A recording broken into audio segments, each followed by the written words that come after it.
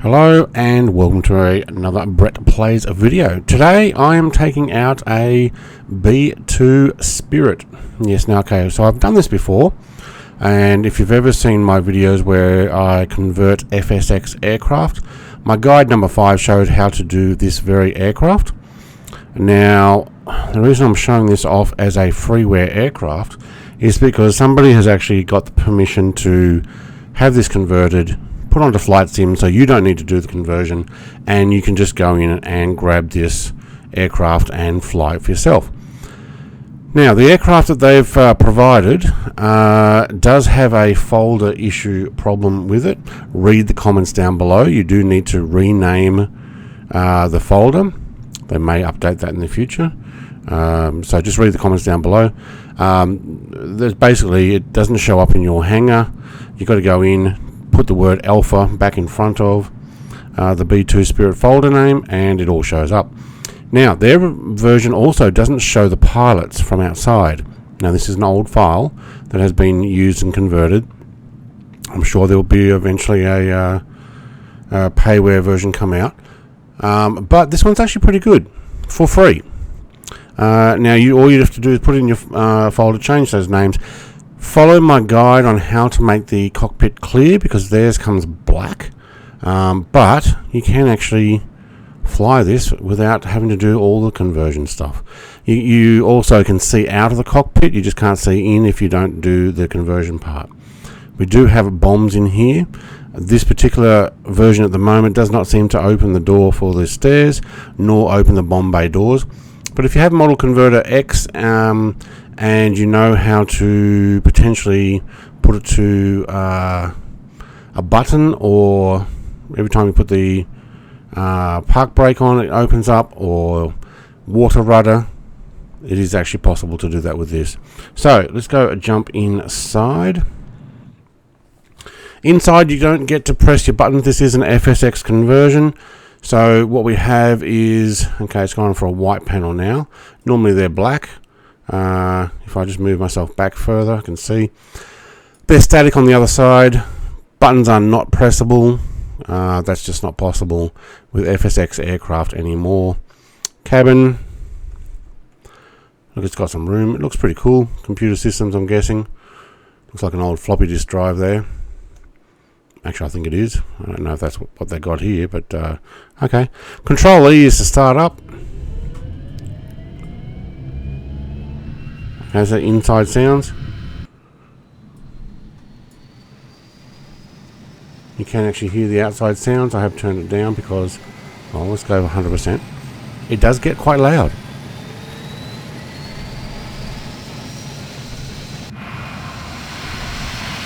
And it does sound pretty good. Now, we're at Sydney Airport. There is no way that I can turn that around. So what I will do is I will just use the Y button on the keyboard, use my Xbox controller to turn it all the way around, and we'll just drive out of here. Now, steering is not overly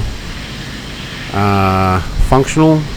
Front steering wheel on this version does not turn. Something that may get updated later. And don't think there's lights available for this either. Let's try. Alright, turning on lights, nothing's actually happening. Alright, sounds like the aircraft's up now, so what we'll do is we'll do a quick 180-degree turn with the slew mode. Okay, now I can off the park brake, and I do find that, okay, this is going to get loud, I'll turn it down. I do find that it is best using your left and right foot brake to steer with this, because the actual steering doesn't seem to work too well, and you really got to push the throttle to get this thing moving. So, steering, we've got plenty of movement, it's good. Now I can actually slow it down. Okay, now that I'm not pushing any harder, I'll use my right toe brake. Here we go.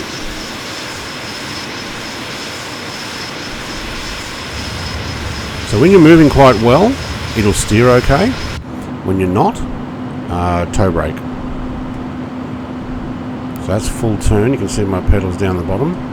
Use the toe brake to go in and see if I can actually look further. Okay, too far. Alright, so you can see that I can turn fully there, and we're hardly turning, but use the toe brake. There you go. Alright, so it is usable. Most of the enjoyment on this one would be from the outside view. Let's actually run this up. I have to toe brake tap there. Okay, so now that I'm moving, all the weight's off the front wheel, a little lighter, it'll actually steer okay. I can get back on that center line quite well. Alright, and it actually can take off quite well. It doesn't have a skid sound. There we go. Alright, gear up. Very well animated.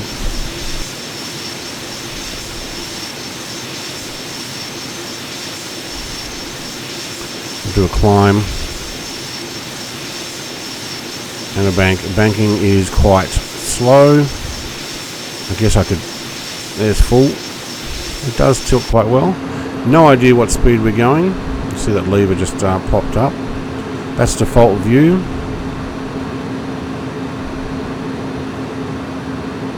Can look out the left and right.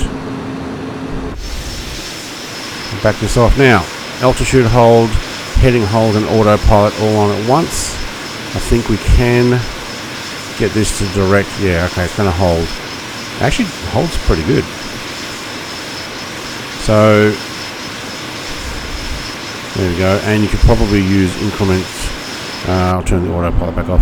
You can use increments on your increased altitude or decreased while on autopilot to control its ability there to climb while on autopilot. You don't have the buttons in the cockpit, but you can use keyboard controls.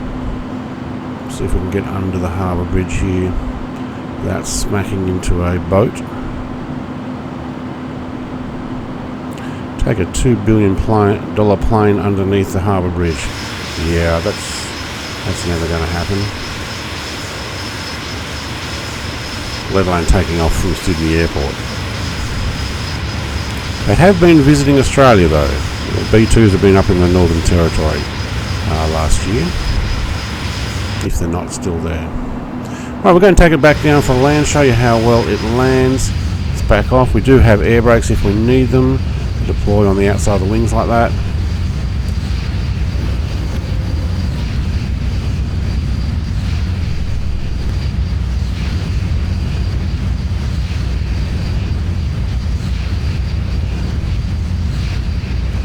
Now we don't really have much of a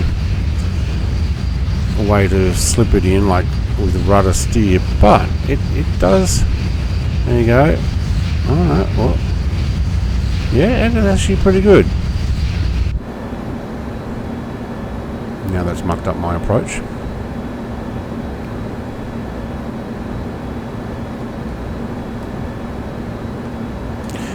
Now if you put your outside HUD on, you actually would have your speed and angle of attack indicator, flaps indicator, and the likes. You can actually put that on through Microsoft Flight Sim. I don't have that on. Alright, let's see if we can make this float. Well, that was actually pretty hard, but I am down, and brakes actually work pretty good. Alright, I'm going to have to go to the next exit. Look, this is the B2 that is now one that you don't have to convert. Somebody's already done the hard work for you. If you do want to see inside the cockpit like that, I'll put a link in my video to the how to clean the glass to make it clear. Now, can we actually turn here? We brake and turn. It's actually going to... Oh, there we go. So it looks like your brake foot turn is good for slow speed. But now... Okay, so now I'm having trouble with the traction. It's full steer. Yeah, you need the foot. And I also have to push the throttle up to get it going. Anyway, I may as well just leave it there. I don't need to bring it all back. Control E is the way to get it started. Your park brake does work. Obviously the levers will go up and down, but you can't press any of this. It all has to be turned off because the Sobo doesn't want you being able to press these things. Can cause some conflicts in the flight sim. Like, comment, subscribe, all the rest. Links will be in the description below. Thanks and have a great day. Cheers.